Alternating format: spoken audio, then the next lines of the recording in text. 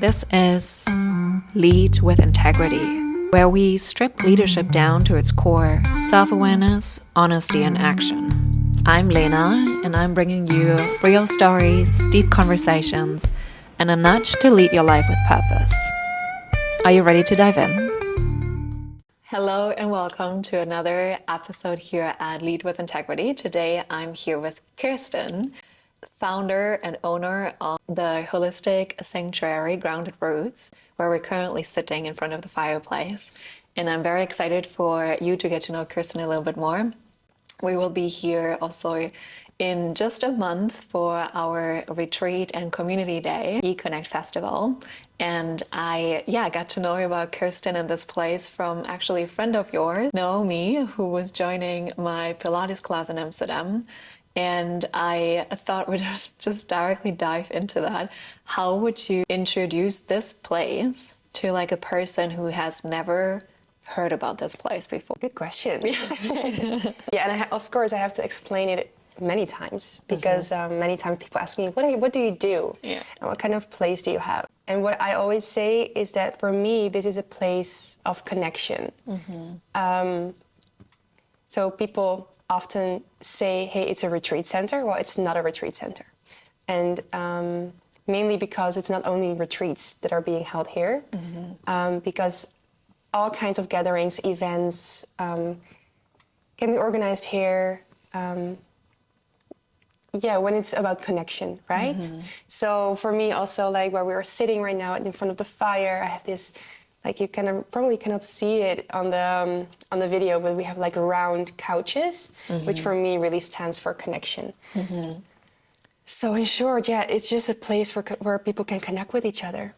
And it's like surrounded by nature in like the midst of a forest, right? Yeah. Where so many elements speak really for connection. I feel also the room right next to us is like an open space with lots of light coming in for different purposes as well again. And I know that you have your family house also close by, right? Yeah. What's the story behind that? Why is your family house so close to this house? Yeah, so that's actually a beautiful story because my grandfather, he bought a super little campsite here when it was like 1982 or something like that. And of course, he also wanted to live on that same land. So he built this house, which is now Grounded Roots. And he had that campsite for around 5 or 6 years until my parents took over. So my parents bought this place from him. And my parents really made it a bigger camping space even, with way more facilities. And it grew out to something so beautiful. And of course, they had to live here as well. So they built their house next to this house. And that's also the place where I was born, where I grew up. So my whole youth, I was living here next to my grandfather's house. That's why those two houses are here. So it was a campsite beforehand. Yeah. So there's still like this recreational area, but now they have little houses instead of just tents and caravans. I think it was for like 35 years it was a campsite. And only in 2019, I guess, that my parents sold it to another owner. So now it's not in our family hands anymore. But we are still allowed to live here. And it's just amazing. You know, as a kid, we live in this forest and we had 7 hectares of land, which was like the campsite. Yeah.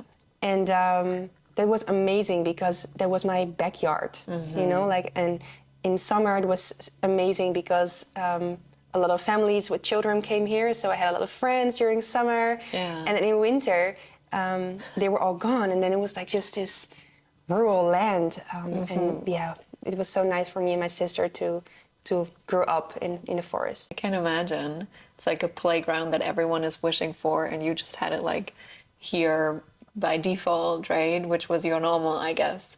Yeah. Yeah. Is it so the Euro Park that is next to us here was basically part of the land? Yeah.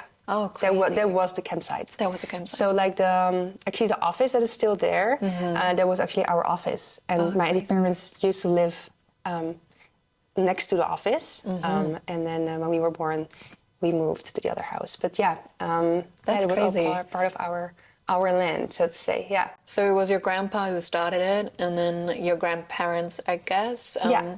And then your parents took over, built a campsite, extended it, built the other house, and now you build it like it's... Yeah. And it feels like this is also like a family business because, you know, it's on the same land. And my parents, they help me so much, like even though they don't work anymore, so they're just retired right now. But my father, actually, I saw him this morning working in the garden here. So he really likes to help me out and to Not work. really retired, yeah. Not really, no, he can really sit still. So yeah, it really still feels there for like as if it's still family business. Also, of course, because this is my grandfather's house. Without him, I would never have been able to have this space for myself and to build grounded roots. So. Yeah, I can't really imagine how it looked like before. I thought it would be super interesting also to see some pictures maybe later. Yeah, I can send them over. Yeah. Like I imagine you did a lot of work in here as well. You say it's a lot of family business. Brings up the question in my head, was it always easy to work with family? I know for myself, my mom is also an entrepreneur, my dad as well, and like I worked for some time also at my mom's practice as at the reception. And like I sometimes struggled to distinguish the roles of like mother-daughter and like her being my boss, you know? But of course the dynamics might be totally different here. But that's why I'm curious, how is it for you to be in a family business? Were there ever was there friction or? Yeah, so when my parents had their own company, I wasn't really involved in that because I had to go to school, and at a certain point I went studying in Leiden as well. So I wasn't really able to work there a lot. So of course I helped out when I was on summer break with like small things, but it never felt like they were my boss in that sense. Fair. But now it's different because now they help me a lot, and also because they have the background of the campsite and they live next to this house. They like to help me or give advice, and I love that about them. And especially my dad, he's like, you should do this or you should do that. And although I love it and it's so kind of him to help me, it's sometimes also very annoying because you know, can I please do it in my way? You know, but yeah, oftentimes he has a point, right? Because he has experience for 30 years of being an entrepreneur, and he has a great vision on like how to let a company grow, for example. And on the other hand, like sometimes it's a bit like, hey, this is not just a rental space, right? For me, it's really like there's a soul in this whole company. It's just like brick walls that I rent out. It's like the most transformative, beautiful things happen in here. And that's, I think, a bit of like, they don't have really a connection with that part, I guess. So for them, it's a bit more distant, right? But yeah, of course, like it's a blessing that they are still alive and that they live next door and that they can help me out and that I can have conversations with them about it. And sometimes we struggle a bit with like, you know, for example, like a month or two ago, I was a bit overwhelmed of like working so much and was just a bit too much. And for myself, I was like, okay, I'm not going to work today. You know, I need a rest day. It was like a Wednesday or something. And then I eat my breakfast and I really wanted to have like this, you know, very silent, nice breakfast. And my dad comes from upstairs. He's like, yeah, I was thinking about grounded roots and we should do this and we should do that. I was like, whoa. Yeah. I don't have space for this right now. But then he kind of really get that, I think, sometimes. So it's more about communicating, like, hey, maybe you can ask me next time if we can have a conversation about it, or maybe just only, you know, when I am working that you can, like, ask me or give me advice. Also because I haven't even told you that, but I'm also living with them right now, you know, because when I started this Grounded Roots, me and my ex-boyfriend, we broke up and we lived in Amsterdam together in his house. So I had to get out. Yeah. And I was like, you know what, I'll just move in with my parents, whether they welcomed me with an open heart, so I was able to. And so now I lived there for 1 year, and it's actually been very good in terms of living with your parents and have like this, you know, when do you live with your parents again? Never, right? I'm 31. So the connection is like getting better, I guess. So that's actually nice. But also living next to your company is actually super nice to help it grow and to have your energy and your everything here and to really be present. And so there's also another dynamic that comes in. Now we live with each other in the same house. Yeah.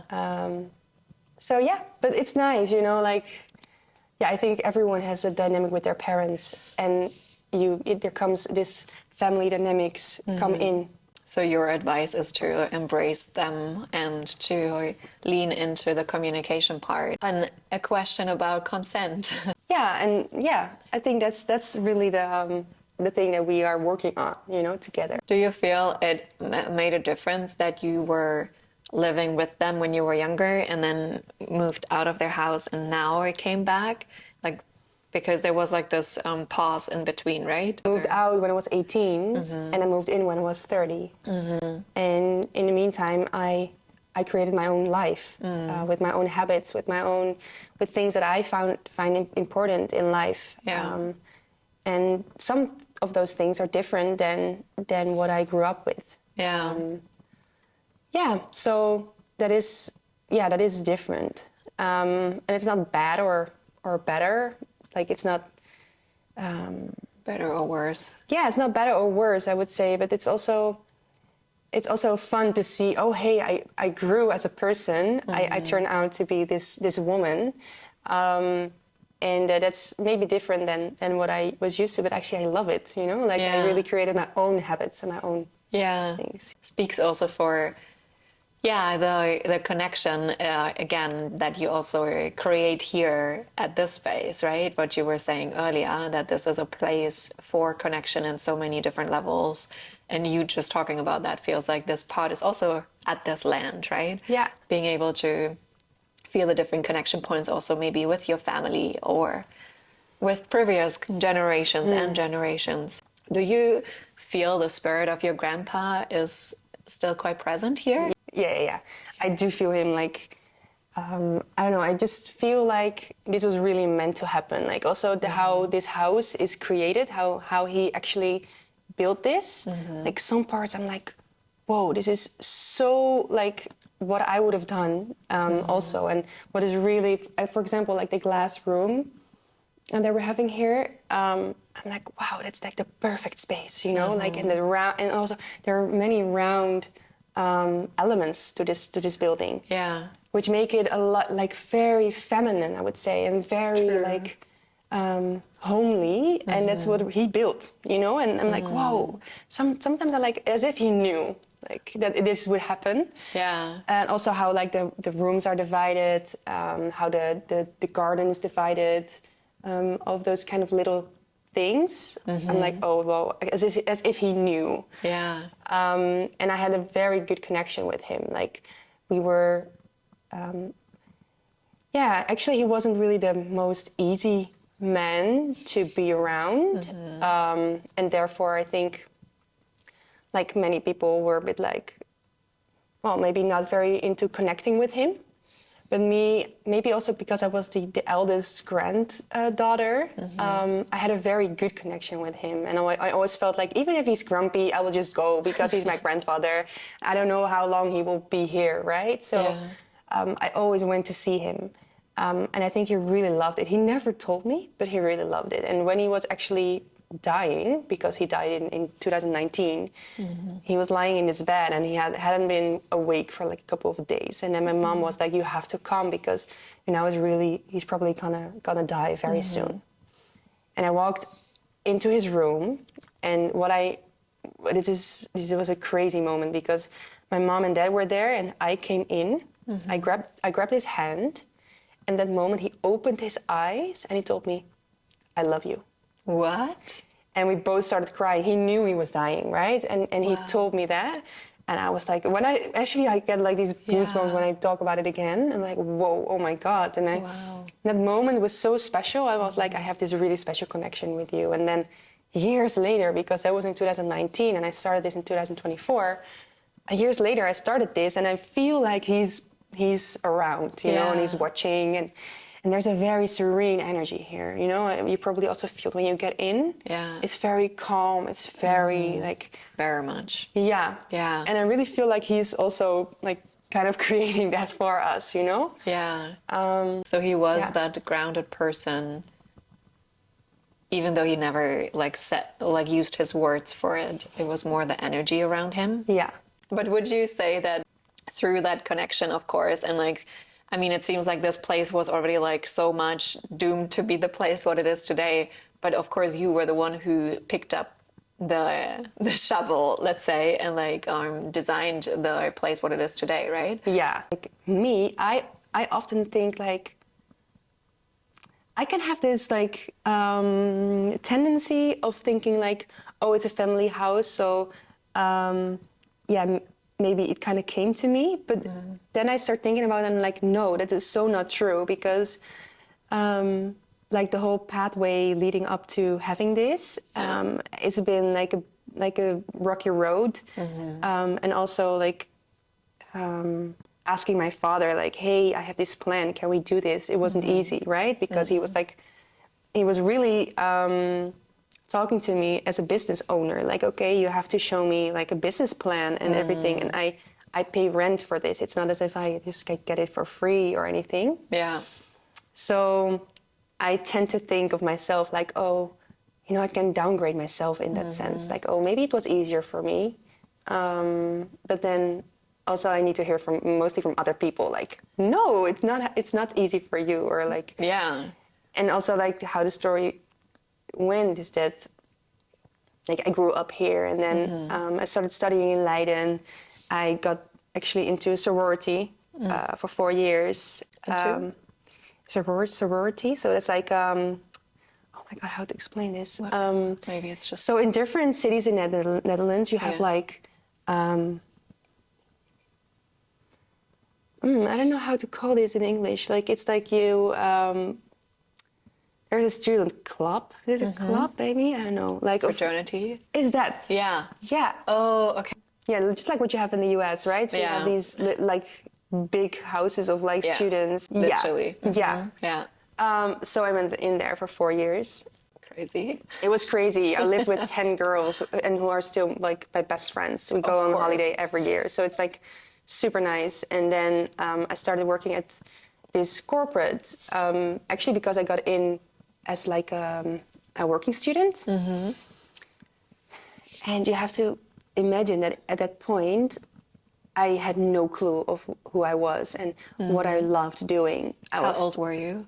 18 when I started studying, and I think it was like 21 or 22, maybe 22 when I started at the corporate on the Zuidas, which is in Amsterdam, like very corporate. And it was super nice to work there, and I loved it.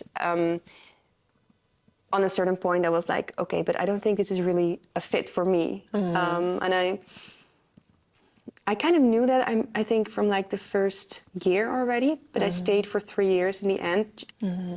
Actually, just because I was like, what else can I do? Yeah. I studied criminology. I don't want to go into the police department or anything like that. At this corporate, I know I have like a good career option. So I was really thinking out of my, like, from my head, like, okay, what can I do? What can I do? And on a certain point, your body just gives you signs. Like, you are doing something that's just not for you. And I started almost getting into this burnout. And my mind was really like going into stories all the time, you know, like as if we were two people talking into my inside of my head, like screaming at each other. And it was like, whoa, I just do not have any rest. Yeah. So I thought, maybe that's not normal. Maybe I should like do something about this. And then I just looked up like burnout, how to prevent or something like that. And the first thing that came up was a mindfulness course of 6 weeks. It's like, and at that point, I was very much not into yoga or anything. You know, I was a very like person who didn't really believe in those kind of things. Very corporate girl. And then I was like, okay, but I don't have any other options. Let's just do it. Nice. It sounds nice. And I went for it.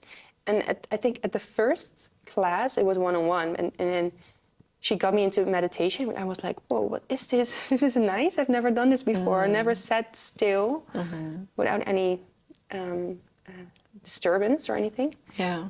And then she told me, you are not your thoughts.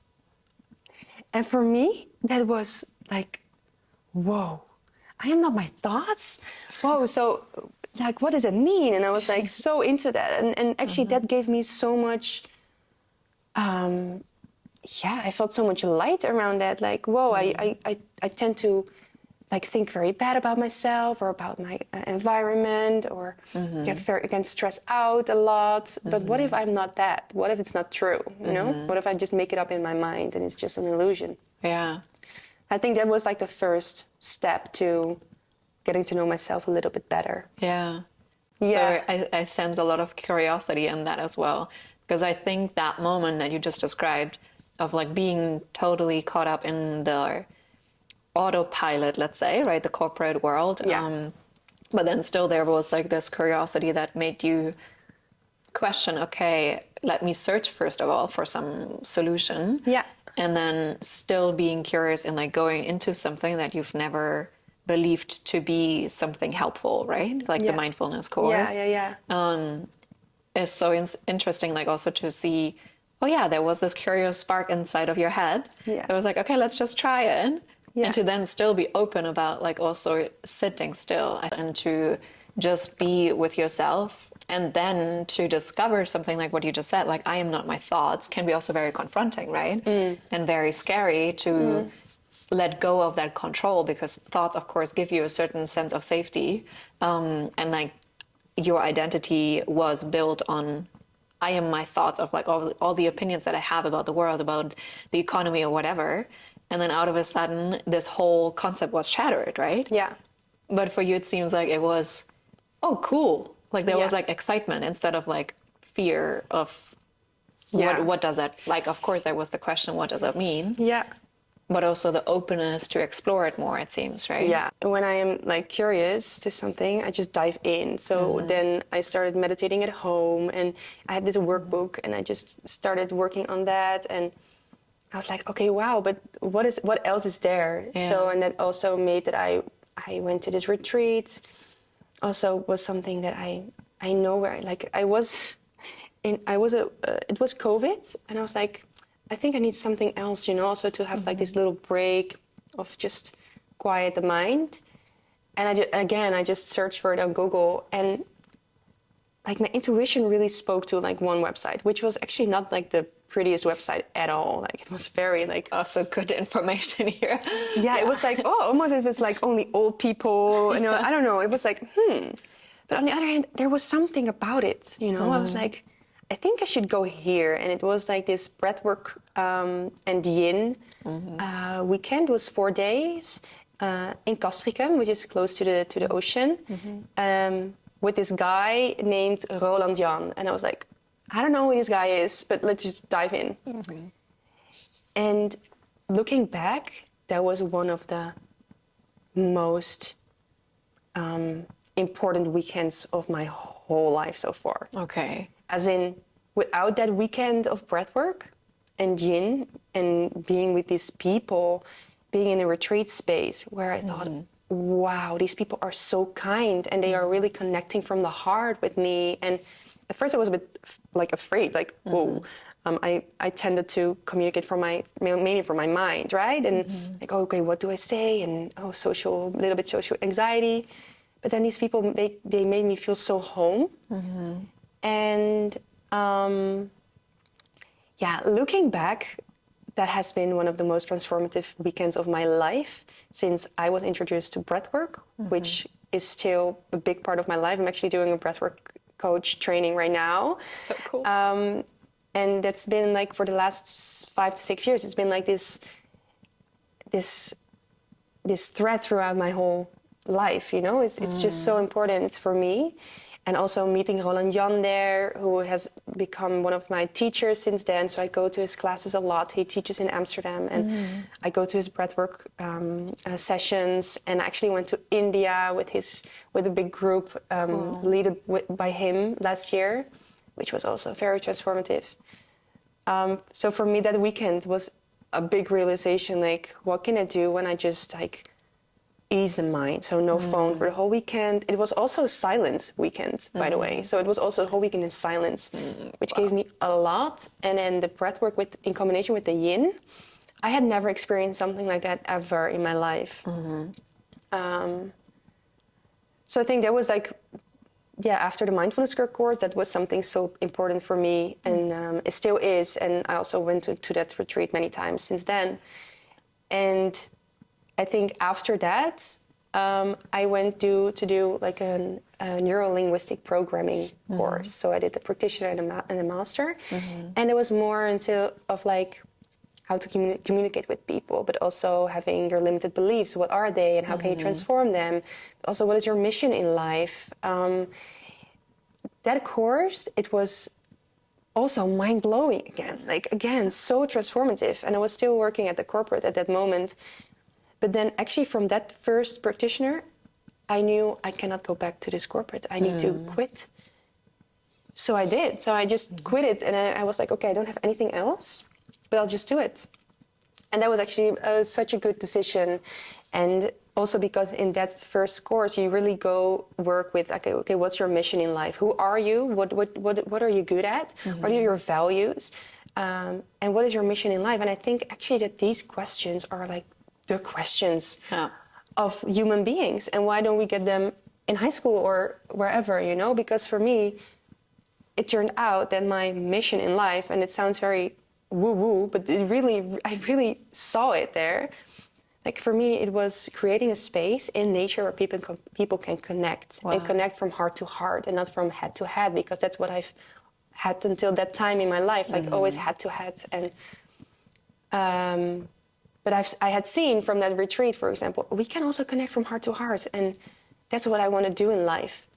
But actually, there was no form. I was like, what is this? This is weird. I don't think this is true. Okay, but if it's true, like, do I want it in the Netherlands? Do I want it in like maybe Portugal? I was like, you know, but I also let it a little bit on the side. I was like, okay, there's no form yet. Maybe I will do it when I'm 50, but not now. So I took on another job, way more creative. It was super nice. It was very more into like entrepreneurship. It was nice. What did you do? I worked for this company, which is now called the Experience Office, and we created, for example, we created serious games for corporates to, actually more for learning and development. So how can we create something that people had to learn, but make it fun? Right? So I organized big events, and I organized a series games for big companies, so cool. Which was super cool. Yeah. But, you know, the seed was already planted, you know? So actually during my work at that company, which was super nice, but then my father told me, like, hey, there are still people renting your grandfather's house, and they probably will stay there until like May 2024. We need to think what we're going to do after with that. Yeah. And then as if lightning struck, I was like, but this is my place in nature where I can connect people with each other. I was like, what? Just like this house being so close by for so many years already. And and it took me a couple of years to actually get the form, like, oh, this is a form that I was looking for. How long was it in between the first planting of the seed and your dad kind of mentioning it in your I think realization? 2 years, maybe 2.5. And those years were needed, right? Yeah. To get me to a point where I actually was like, okay, maybe we can actually do this. Oh. But it was still 2023, I guess, when my father told me that, and so it was still like a year until May 2024. I was like, okay, I'm gonna do everything in my power to create this plan, and also to go travel, because that was really one of my, I love traveling, right? Yeah. I was like, okay, then I'm gonna go to Bali for my yoga teacher training and just have some travel around. So for 3 months. And during that, I just created the whole plan for Grounded Roots. So having Excel sheets of like every room here. So what do I want to change? What kind of furniture do I want? Like everything in detail was planned. So when we got the key in 2024 in May, we only had 8 weeks to do it. Yeah. And you have to imagine it was not like this at all. No. This was black, for example. Like all of the wood that you see was black. Wow. The ceiling as well. Not the ceiling, but the rest of the wood was all black, and the walls were very structured, old, like maybe like 80s kind of structured walls. So the day that the people left this place, this guy who was plastering the walls was already here. Like he stayed for 5 weeks. Wow. So he did the whole building, and then after plastering, we could like paint it. And in the meantime, there was this, my brother-in-law was here to help me with all the, like the, how do you call it? Like, the decoration? no, more like before that. So when you have like, we had to get out the whole kitchen, for example, like, destructing maybe? Yeah. Yeah, this sort of destructing. Yeah, where you revamp the place, kind of, right? Yeah. So when this guy was plastering, we had to like get our hammers and everything to just get it all out. Yeah, to renovate it all. To renovate it all. Yeah. So yeah, but I didn't. That's the crazy part. I knew we would succeed. I was like, we have 8 weeks. Yeah. We will be fine. Yeah. And with help of a lot of friends and family, we turned it into this place. And actually, after 8 weeks, it was done. And I already rented it out to my friend. She wanted to do a retreat. I was like, yeah, I think you can do it here on that date. And then actually the night before, we were done. And I handed over the keys to her, and I almost had to cry, like, oh my God, I have been working on this straight 8 weeks, day and night. Wow. To get it done, and then it was done, and I was like, "Oh my God, here's your keys." Actually, this couch was here, and I haven't even sat on it because I didn't have any time to like chill after. So, but it was actually super nice, and it was. And I was hosting that retreat as well, so it was super nice. After those 8 weeks, you were still hosting and holding space. For people. So my friends and Amanda Jolijn, they were organizing it, and they asked me like, "Hey, can you help out?" So yeah, I was there just to like, if people had questions about the space, that I could be there. Oh, wow. But it also gave me a lot of energy because I was like, oh my God, there are people in this place and like using it, and also of course directly seeing feedback. So the first day, people were having feedback of like, there is no nothing to lay my towel on, for example. So I just drove to the city. It was like, okay, I'm gonna get it right now. Because that's what we need, because it's this direct feedback. I love that. So we opened like the last week of June in 2024. So crazy. Now it's like. And you got the keys on the 1st of May? Yeah. Wow. Yeah. Yeah, the day after King's Day, I remember, like, so it was like the 28th, 28th of April. Wow. What a ride. Yeah, it's crazy. And it's so meant to be, I feel. Yeah. It was all very, like, also how the renovation went. It went pretty easy. Like, of course, it was super hard work. But there were no really obstacles. Everything went pretty smooth. And, like, even, like, the last day before we opened, there was still this crane in the garden to get the sauna on its place. Like it was also like the sauna had to get over the house, like to the place where it's now, and all of those little things in the last week. And we were really like, wow, okay, this still has to happen. Like, how are we gonna do it? And then the day before, it was all done. So it was, I don't know, as if it was meant to be, right? Yeah, exactly as you said. Probably it just needed to be this way, and I think you said so many beautiful things also in like having this conviction and the belief into we will be done after those 8 weeks. Made it happen because like you were holding that for everyone else helping you, right? It's amazing. It's like so many Yeah, like just hearing the stories, I feel like, yeah, exactly. We just have to believe into that, Yes. and like we just have to hold on to that no Yes. matter what. So like Yeah. because in that time probably you didn't have ever a thought, also maybe not ever a minute to actually think of what if it doesn't work out. True. There was no option. Yeah. And actually, my parents afterwards told me we didn't know it would. We actually thought it would not like work out. We actually thought you would never ever be able to do this in 8 weeks. And I told them, I'm so happy you didn't tell me. Yeah. Because actually, like I could not have handled that if you Yeah. would told me like, oh, you're not gonna make it. No, of because I course. knew like I had to believe in we are gonna make it. Yeah, and you did. Yeah. Yeah, we did, and of course with a lot of help, with a lot of But so what- many nice friends helping out. What do you, because earlier you said you had to go through those 2 years to be able to, before like the time between planting the seed and like actually having the opportunity and seeing it clearly that it will be this place. Yeah. What do you think you still had to learn in those 2 years? Yeah, I think the transition from like working in this corporate, which was very safe, right? Because I was earning good money, and I had this. You have this perspective of like, yeah, if you just stay there, you can grow and grow and grow, and it's like, yeah, it's like safe almost, like to you will earn money, and your career. predictable. It's very predictable. Yeah. And to really see like, okay, but it's not me that actually wants that, or that it doesn't really like suit me as a person.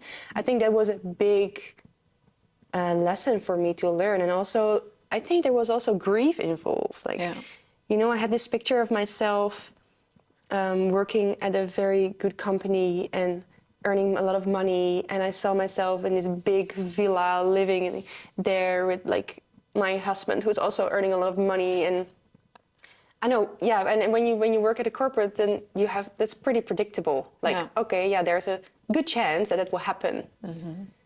And I had to let go of that picture, like not as if I cannot earn money now, like without being in a corporate, but it's still like, okay, are you gonna start your own business? You can also fail, right? Yeah. So I think that was for me, where also a lot of grief came in. Like, okay, can I let go this picture of working for this corporate and just like this path that was actually created for me. Yeah. But yeah, can I let go because it's not my path? Yeah. Because it's someone else's path. And I have friends still working at the same corporate, and they love it. They're so excited about it, and they will go to the UK, to London, to work there for a couple of months. I'm like, wow, I'm so proud of you, and it's so amazing that you love that. And I will definitely visit you in the UK, and it's just so cool that you're doing that. And it's just not for me. And I think like, yeah, also because of those friends that I met in Leiden, they all work for good companies, Am I gonna be the only one stepping out? That was scary to do, like the creating your own path and not doing something that everyone else is doing. Yeah. I think that's maybe the scariest part, and I think for a lot of people. Yeah. Like, because you have expectations from yourself and maybe also expectations from your parents, from your friends, and how to step out. And I felt very lonely because there was also this moment of like my whole personality changed because I got into this breath work and yoga, and of course that is changing you because you actually finally see, well, actually for me, I finally saw like, oh, but I'm not the corporate girl, but I am something else. And can I just embrace that? And can I be super curious about who I am? And there was also, I think for a year, I also thought, can I even like be friends with my friends from Leiden? And but I also felt a bit of distance there because I thought they would judge me, but I was actually only judging myself. Yeah, and it created a little bit of a gap maybe also between us in my experience. Yeah. And now I see that it didn't, because I still go with them on holiday and we're still friends, and I'm happy we are. But there was also like, yeah, okay, I'm changing jobs, but I'm also changing who I am and what I like, my priorities. For example, I almost quit drinking, which was a very big part of my life for a long time. So can you still be friends with people who like, yeah, who you were drinking with on Friday? Yeah. But can it go like on another level? And so, yeah, those 2 years between like quitting at this corporate and starting my own business was also very much involved with getting to know myself. Yeah. So maybe I saw it in that NLP course, but then I was still in that whole corporate world. Yeah. Already like with one leg outside, because I already knew like, okay, it's not really my path, but not really being able to still like find the other path. That's a process of also finding yourself in like that new identity you had to become, Yeah. or the person you had to That's become it. to hold the space Yeah, as well. that is it. Yeah. But Yeah. what were your answers about these questions that you now reflected on? Because I think it's like questions why people maybe at the end don't do it or do it, right? What you said with like, oh, am I gonna still fit in with those friends, or am I then the outsider, right? Or the Yeah. am I gonna be alone forever? How was it possible to still be friends with your friends from corporate, let's say? I think for me, it really has to do with like also a bit of spirituality. I hate that word. And I also do it like this, spirituality, because for me, that also brings a bit of a gap very quickly. Also that I say corporate, that's also actually already bringing a gap, right? Because you really have like, directly you label something and you have like this Categories. Perspective of that category. And the same works with spirituality, the spiritual people. And I thought, okay, so now I am going into this spiritual realm, right? So I'm going to yoga and doing ceremonies and breath work. And I thought that like, okay, that's that label. So I have to kind of like get into that label and act like people act within that label. So that was actually also a bit of a struggle. Like, okay, but like, how to behave and how to think even. And I got really into that, right? It was not like finding myself. It was just jumping into something else that I didn't know. And I saw people doing this, so I probably have to do that as well. So then I fit into that group of people, into that those things. So I went for that and did a lot of those kind of things and changed my behavior to what I thought they would like from me. And on a certain point, I was like, I am trying to fit myself into something that I'm not. I was actually, so my whole, I think the epiphany that I had was, can I be myself? Just myself in everything, in every layer that is me. Being the girl that went to this, who worked at this corporate? Can I be the girl who lived with these 10 girls and still enjoy their presence? Can I go to yoga? Can I do my breath work? Can I go to this plant medicine ceremony? Drink cacao instead of coffee? Can I just dance at ecstatic dance, but also still at a rave if I like to go there? Yeah.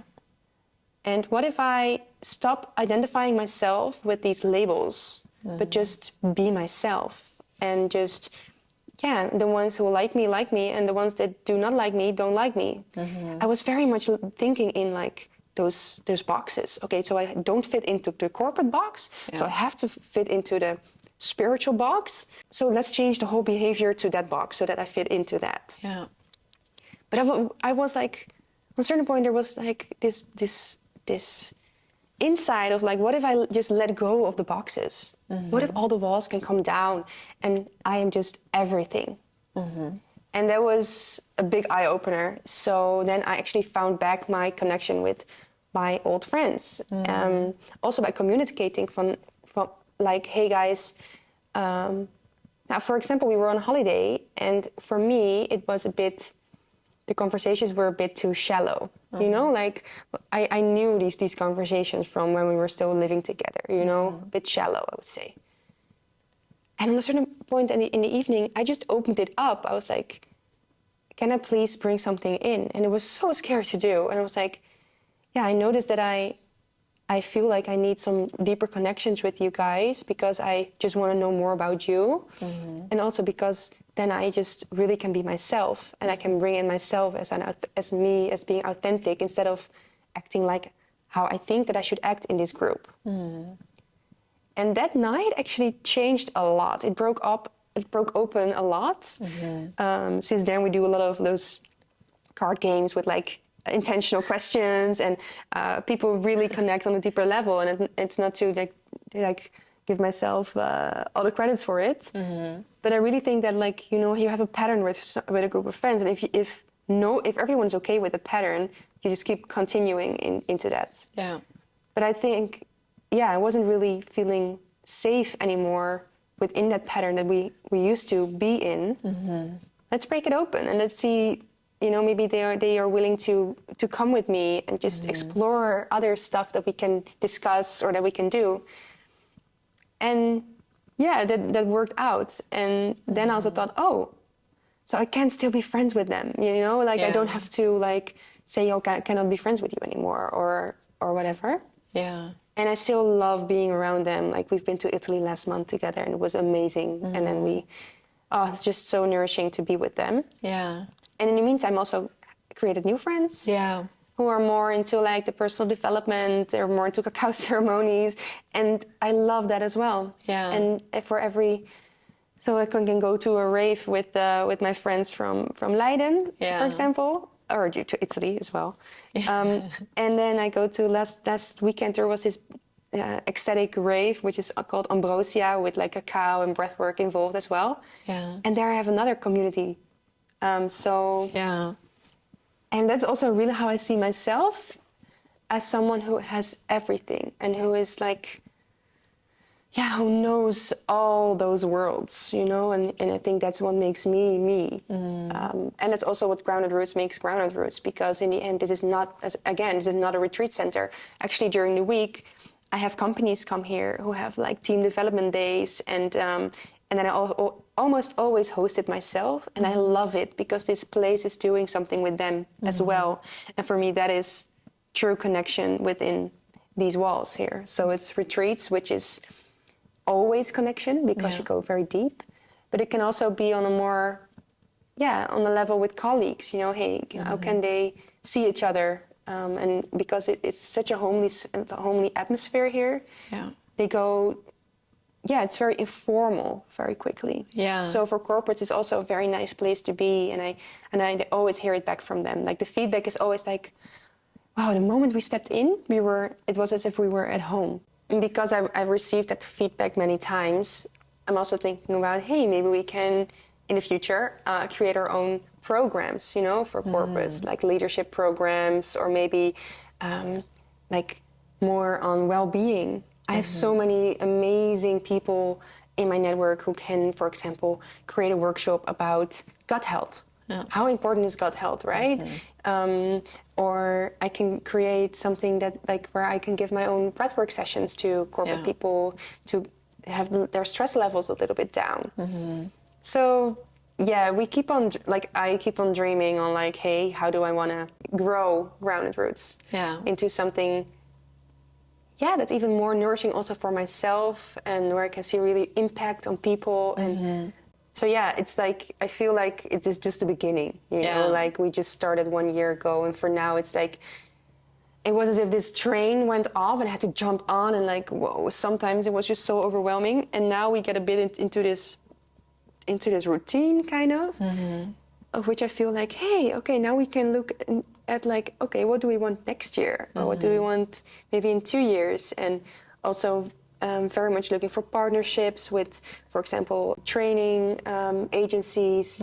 Or I am also in like a conversation with like a co-working space. Hey, maybe we can co-create like a workation here, and more also in co-creating with people and with companies to just create super amazing stuff. It's like, honestly, from everything that you just shared, connection comes always back up, right? Also what you just shared about how it was possible to be with your friends still was like to really let go of all the categories and all the labels, which again is like so scary to do, right? Because again, they give you so much safety as well to hold on to. And what you earlier said as well with just being myself, Yeah. it's set so easily, right? Oh my God, yeah. But like just being myself, there is the question, what does that actually mean, right? How do I know? And like, I thought what you said was so beautiful of like, yeah, I am this and this and this and this and this. I'm all of this. Yeah. And that's who I am, right?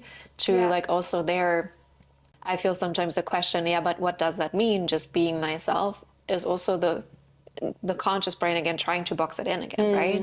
Yeah. And I think it's so much more liberating, even though maybe the first step is very scary to like break it all open, to just be all of it. And Yeah. that's who you are, and that might change over time and in each context, right? But at the end of the day, you probably know that's still my essence in that moment. Yeah, and just as a like add on to that is that I was never not welcomed, for example, by my friends. You know, it was all my own insecurities about like, okay, who am I?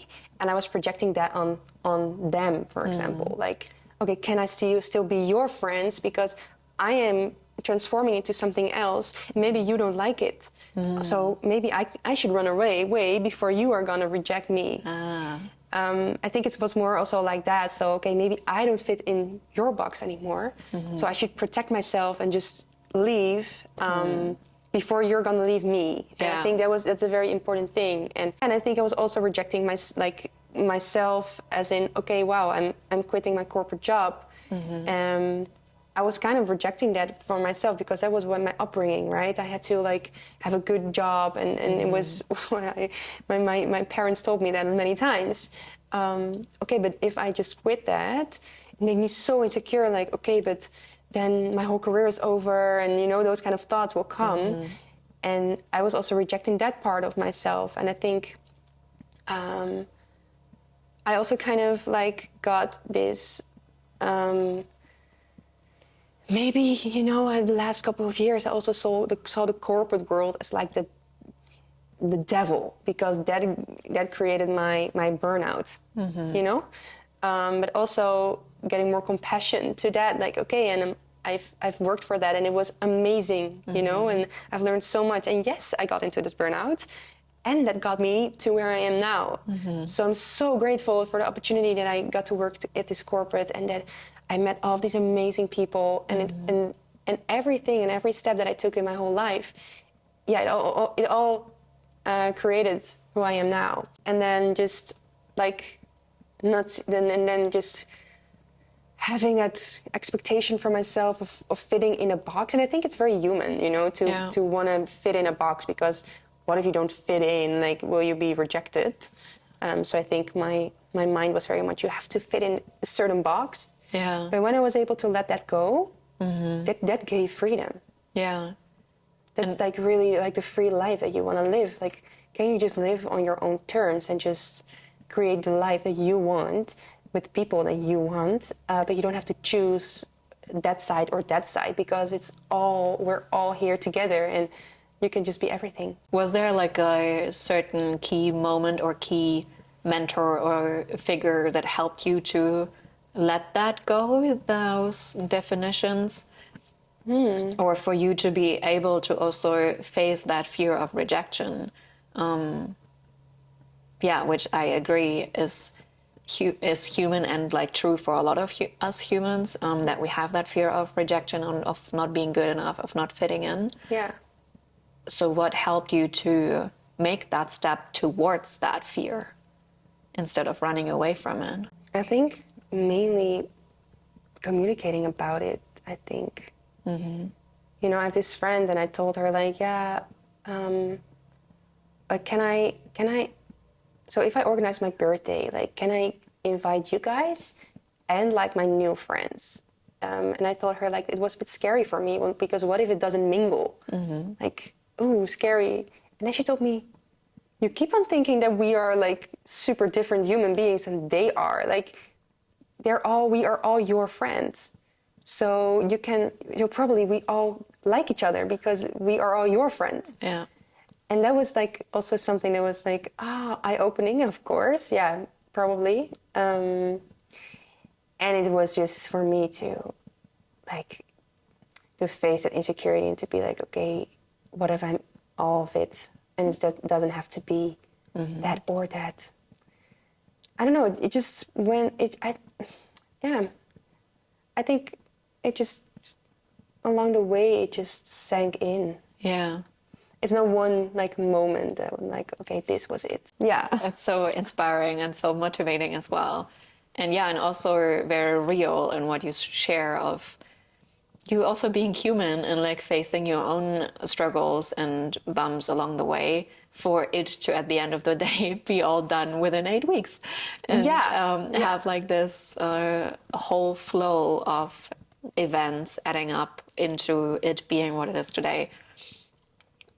Yeah, I think it's because I shared also before we started this podcast, sometimes you come into these spaces and it looks amazing.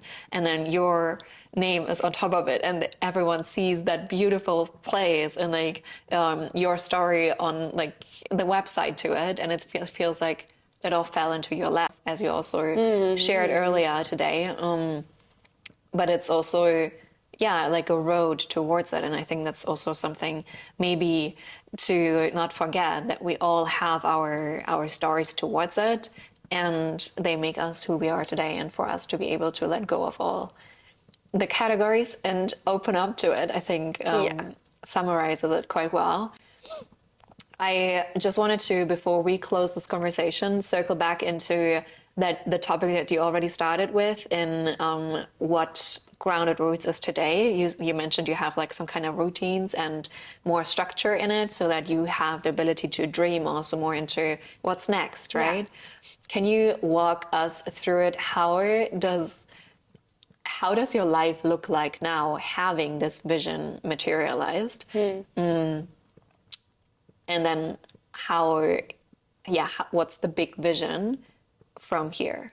As you already mentioned a few things, I'm just not trying to see if there's like more to it. Like let's start with like, how does life look like for you right now? Yeah, for me, it created a lot of freedom.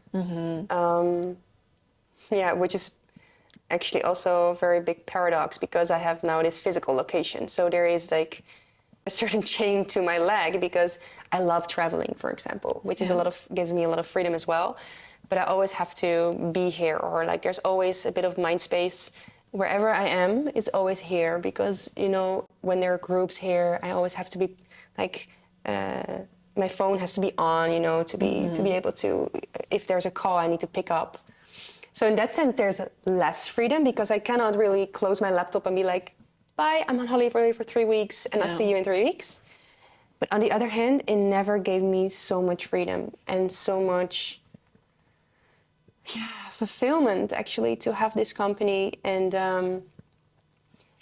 for me, it's the biggest struggle is I like to just create and to go with the flow a bit. So for me, it really is the biggest challenge to have that structure and to have that routine because for me, routine equals boring. And that is, of course, is not true, but in my mind, it's really like that. So the moment routine kicks in, I'm like, okay, I need to create something new. And, you know, I'm always like that. And I think for me, like in January, it was really this moment of the biggest overwhelm ever and facing that I cannot do it alone. So I just reached out to people like, hey, can you help me? And then especially people I knew they were better at some stuff than me. So now I have, for example, I have a virtual assistant, Sifra, all credits to her. Yes. Because she is amazing. Like she's doing the whole back office. So so when emails come in of like requesting for certain dates, she picks it up. She had all contact with clients. And for example, last Monday, 8 requests came in. It was a crazy day. And Sifra was working for another client. So then I had to do it myself, which was actually so nice to do for a day. But mainly she's doing it, which gives me a lot of like space to work like on the business as well. So for example, like creating a new website or brochures or thinking about strategy or marketing or those kind of things. So I think the more routine stuff, I asked Sifra to do it. And now she's working like, I think 10 hours for me per week. Something like that was an average, because sometimes it's more, sometimes it's less. But she has the overview of everything, and that is amazing. And how my days look like is that I just start my day very early, like mainly around, I think I wake up around 6, and then or I go to the gym, or I do my morning practice with like more meditation, sometimes some breath work. And I try to really start working early in the morning. But it's not that I have to work. I choose to work. And it gives a lot of freedom. And most of the time I feel a big spark for something, and I just start doing that. And I know there should be a little bit more structure to my week. Like, for example, this weekend I told my partner, like, oh, I really need like week goals or like day goals, because I don't have them. So I'm working towards those as well. But yeah, actually up until now it's going pretty well. So it's more my own like state of mind that could be a little bit more at ease if I do have those goals, I guess. And to feel more fulfilled after a day or after a week, because you achieve those goals, right? But yeah, I will always be, I think, that woman that just loves to just go where the spark goes. And I'm a manifesting generator in human design, so I'm like, yeah, I just go with the flow, and you know, I just tend to like jump on something new even before the other thing was done, and that will always be like that. And first I could really project that into myself, and then I learned that in human design. I was like, I'm just like that. I just need people to keep me a bit on track. So like Sifra, she really keeps me on track. She just creates a list for me at the end of the day, like, you need to check this, and then I check that, and that is so nice to have. So but then, you know, being able to, I mean, today it's Wednesday, and we are able to do this, to record this podcast. And for me, that's freedom, that I can choose, like, hey, okay, we can do this the whole morning. And then let's see what brings them the afternoon, you know? Like, Doing the things that you love gives you a certain sense of freedom, even though it has like a full day. It doesn't feel like it's contracting. It's more like an expansive energy, right? For you to do the things that you love. And I also love to like work on other places. So, for example, Stretch and Fold, which is like a super nice yoga studio and cafe in Amsterdam, in the north of Amsterdam. That is one of my favorite spots to sit. So yesterday, the whole day was there, because it's just, you can come in and you can have like, first you start your day with yoga, then have breakfast and coffee, and then start working. At the end of the day, you can jump into the sauna. So for me, that's like the freedom that could be my office. Is for me, is just amazing. And that I don't have to get into this office, you know? It's just, and also like, of course, this is a very nice space. But sometimes it can also be very lonely to sit here by yourself and work.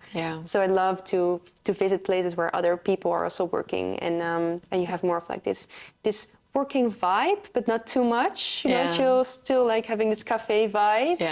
I like it. I think that works for me. But did you ever miss a business partner? I was just thinking about it. I did myself sometimes. Also, since I'm also like doing it all by myself, and like sometimes you have these companies that are built by the couple, right? But I was just wondering how it is for you. I mean, you have Sifra as well, right? She feels probably also a little bit as the business partner in it in some regards, right? And then, of course, in some regards, not at all. So I can discuss a lot of topics with her. Like, hey, what do you think about this? What do you think about this? Mainly on like the operational stuff. And then like with my father, it's more about the building, like the location wise. For example, we're going to renovate the bathroom. So up until now, there's just one shower here, which I think is way too less. So we're having this plan made last week to renovate the whole bathroom, to create more showers. So that's something I discussed with my father. And then my partner, he's very much into like sales and those kind of things.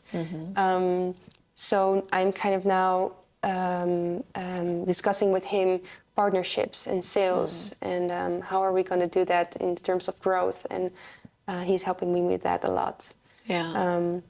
So I tend to go to people that I know know my vision Yeah. on certain topics, and I just ask them to help me. And I have also one of my best friends, Nina. She's very good at like getting this helicopter view and also seeing other perspectives, and she's more of like intentional, like building a business. Yeah. So she can sometimes help me also to get back to, okay, why were we doing this again? Yeah. And like, oh yeah, we were doing this because of this, and not getting too much into a routine, but Yeah. like every time going back to what was the vision, what's the mission. Yeah. So she's more into like strategy kind of. So I think that like in the beginning it felt very lonely, but once you, like I had a very big fear of asking for help, was a big thing for me. But once I started doing that, I kind of created my own business partners on certain topics. Yeah. It's again like the connection web that is Yeah. like everywhere present. Yeah. And people really like this space. Like my friends, they love to be here. Yeah. And then when they're here, I'm like, hey, can I just ask you something? Like, what do you think of this? What do you think? And they all love to think along. I think we touched upon like a couple of like really cool things along the conversation. Maybe to round it up, is there anything that you still feel like you want to share towards someone who's maybe thinking of building their own place, doing their own business, venturing out on their own? Is there anything that you want to give that person still on the way? Yeah. Yeah, I've been having business ideas for like 7 years, I think. And every time there was like this amazing idea, but then I didn't know how, or I was like afraid, like, okay, but how, or what, or where to start. And I think it all starts with like following your passion and really be like, hey, this is something that's really sparks me, and just be curious. It doesn't have to be like this big company which gives you a lot of salary. Like still, if you're still, for example, in just having a job, 9-to-5 job, what can you do in the evenings, for example, to just dive into that idea and just see, maybe do some market research, or just to spark your idea a little bit more. And I think the biggest advice I have is get yourself around people who are already doing it. Yeah. Because for me, a lot of times I was like, but I don't know anyone who's doing this, and I cannot really ask for advice. And probably if I come up to them, they're like, who are you? I was very much rejecting myself in that. I was very having like scary thoughts about it. But it really, really helped me to get along people who are already doing it. Yeah. And then also to see that, well, for me, the biggest eye-opener was, usually it's not, of course, it's hard to create your own business, and it's like a lot of work. But if you're really passionate about it, it doesn't feel like it, So most of the time, I think you think it's a way bigger mountain to climb than it actually is. Yeah. And you probably only notice until you meet other people who already did it. Yeah. And then just get your hand and get you up that mountain. And I think that's really one of my biggest advice. And actually, these days, there are a lot of communities around this. And just feel that you are welcome to go to such an event. Yeah. And it's not just for people who are already into business for like years. No, it's like, I think it's the best thing. You just go and you're like, also asking like, hey, this is my idea. What do you guys think? Yeah. Even if you still have a job and not doing any, not having your company yet, but Yeah. Giving it a go, or giving sparking it a go. your Yeah, I think curious mind. Yeah, I think that's really the way Yeah. to go for I me, like at it. least. Thank you for this conversation. It was really, really fun here by the fireplace. Yeah. Felt really warm and cozy and homey. Yeah, it's so nice. For everyone who's curious to learn more about you, they can find you. Where can they find you? Instagram. So groundedroots.nl is our Instagram handle. We have a website, groundedroots.nl. Those are the two main. Yeah. Yeah. Exactly. And she will probably also be around at the EcoNect Festival Yes. on the 8th of Saturday. November. Yeah. whenever they have questions, they just reach out to you. Of course, Send you a DM or an email. Yeah. Thank you Well, for taking the you. time. It was so nice. Yeah. I got a lot of inspiration, got a lot of motivation to like also keep on going and holding the vision. I'm very excited for November 8th for the whole retreat that we're going to be here. I would say stay tuned for the next episode. Thank you. Thank you.